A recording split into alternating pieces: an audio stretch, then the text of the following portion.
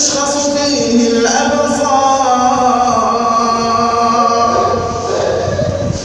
مهطعين مقنعي رؤوسهم لا يرتد إليهم طرفهم وأفئدتهم هواء وأنذر الناس يوم يأتيهم العذاب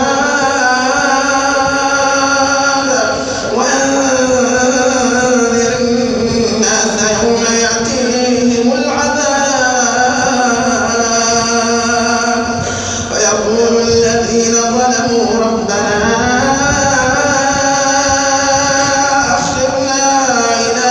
أجل قريب ربنا أخرنا إلى أجل قريب نجب دعوتك ونتبع الرسل أولم تكونوا أقسمتم من قبل ما لكم من زوال أولم تكونوا أقسمتم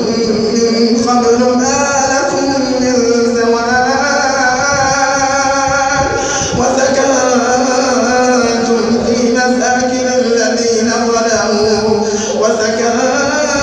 وسكنتم في مساكن الذين ظلموا أنفسهم وتبين لكم كيف فعلنا بهم وضربنا لكم الأمثال وقد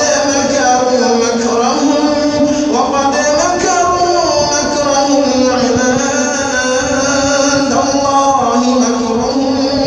عند الله مكرهم وإن كان مكرهم لتزول منه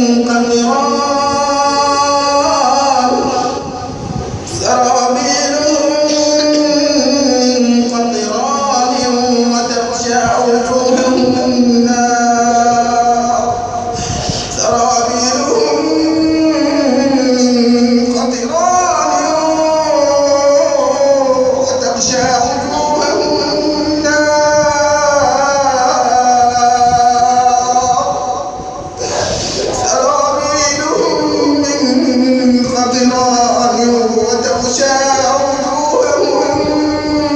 النار سرابيلهم من قطران وتغشى وجوههم النار ليجزي الله كل نفس ما كسبت إن الله سريع الحساب هذا بلاغ